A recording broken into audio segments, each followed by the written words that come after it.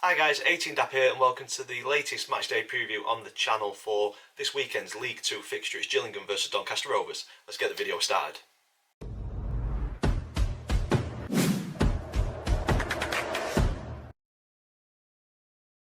So guys, welcome to the latest matchday preview on the channel, Gillingham versus Doncaster Rovers in League 2. If you're an existing subscriber, thank you so much for supporting the channel and continuing to do so. Hopefully get more content out to you guys to watch and enjoy. If this is the first video that's brought you to the channel and you like this sort of content, please consider clicking subscribe so you don't miss any in the future. And if you are new to the channel, this is a format that we go through match previews, look at previous meetings between the two clubs, current form across all competitions, player profile. I choose Doncaster Rovers player to say a few words about, and then I give my opinion on the opponent's one to watch. So you know your club much better than I do. So if you're a Gillingham fan watching and you don't think that the player that I mention is worthy of being your opponent, your one to watch, get who you think it should be in the comments down below. And then we've got predictions, predicted team lineup thanks to FanHub. Me and the family have got predictions league table. There's an update on that, and then the all important score prediction at the very end. So without further ado, let's get into previous meetings between Gillingham and Donny.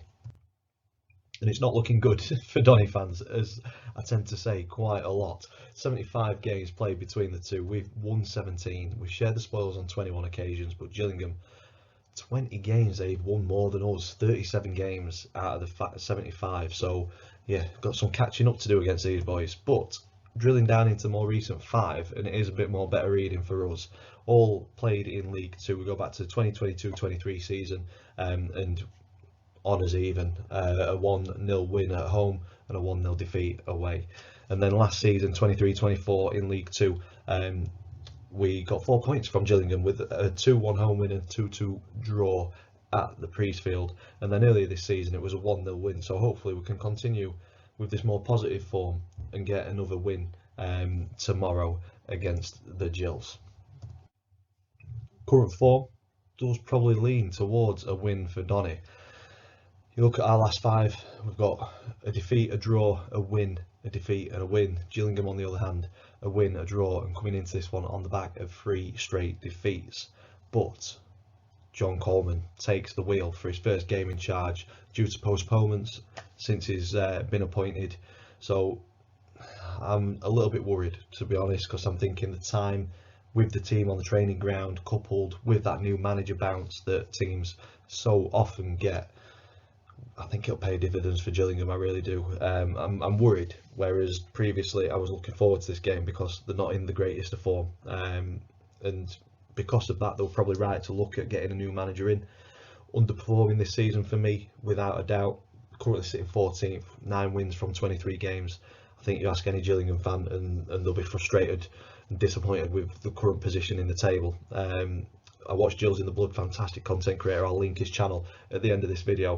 Go ahead and check him out and subscribe to him if you don't already. Fantastic. It is Matt, really level-headed with what he says. I watched his video against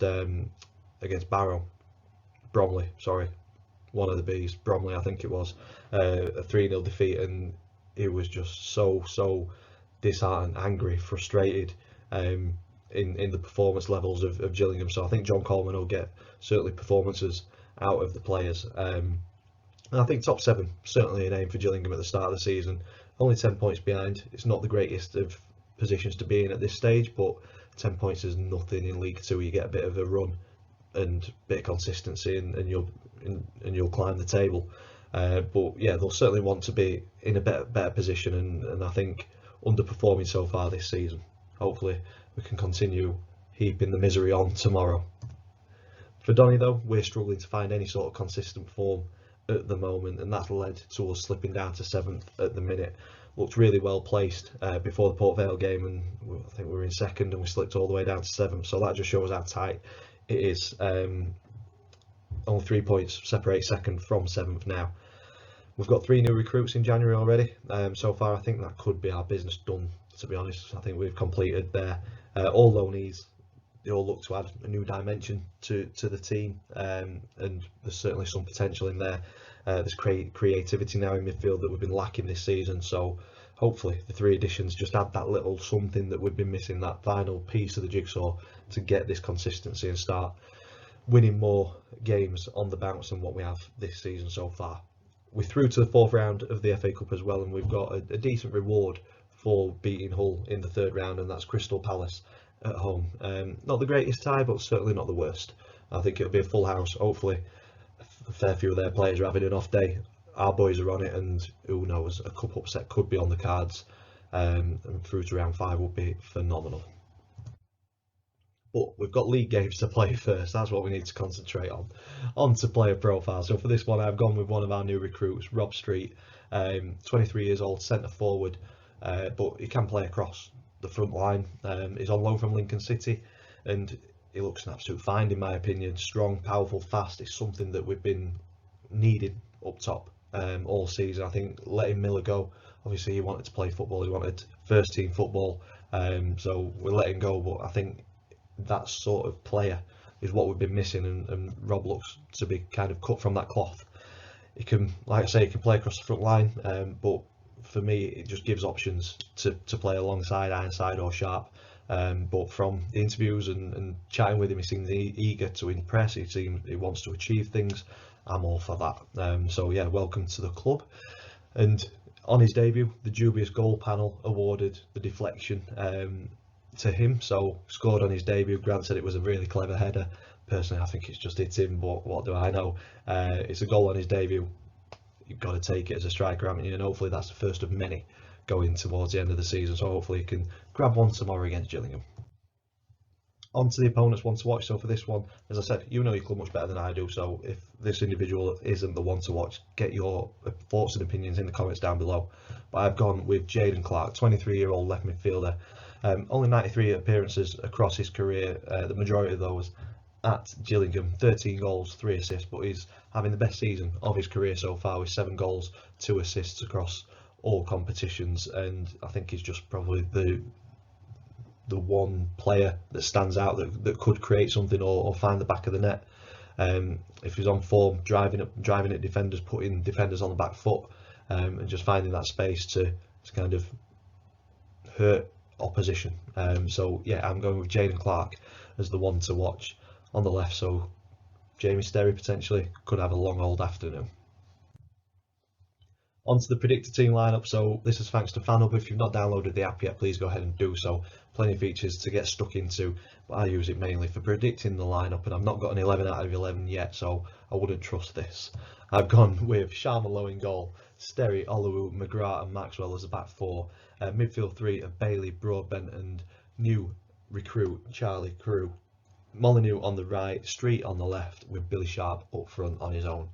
Let's see if I'm anywhere near getting an 11 out of 11. I very much doubt it. Onto the predictions league table. So if you're new to this one as well, me and the family predict the scoreline for every single league game. Get the scoreline spot on, it's 3 points. Outcome of the game right, but not the scoreline, it's 1. Completely wrong, it's no points. And we were confident as a family against Port Vale. Misplaced confidence in the end, so no change to the table. We're all joint top on 17 points, apart from my dad, who's 3 points behind us, in effectively second. He'll claim second, but he's in 4th. So yeah, there's going to be plenty of change in the remaining games of this season. Extremely tight, just like the League 2 table. And that takes me on to the score prediction. And if you've watched this channel for any period of time, you know that I'll always predict with my head and not my heart. I think I've already kind of touched upon it earlier in the video. New manager bounce, bit of time on the training ground because of postponements, managed to potentially get his philosophy across to the players, get the buy-in. Yeah, I'm worried about tomorrow. Hopefully the boys can do the job, do the business and bring home 3 points. But there's just something about this game that I'm not feeling confident about, and because of that I've gone with Gillingham 2, Donny 1. I just think that new manager bounce, Coleman is no mug at this level. I just think they'll start off well, as so often happens with a new manager. I hope I'm wrong with this one, but like I say, you've got to predict with your head and not your heart, especially when you've got the family to beat and a trophy to win. So hope I'm wrong, but unfortunately I'm going Gillingham 2, Donny 1. And that's where I'm going to leave this video. If you've enjoyed it, whack a big thumbs up on it for us, please. Comments in the section down below. Subscribe if you haven't already. As always, thank you for watching, and I will see you in the next one.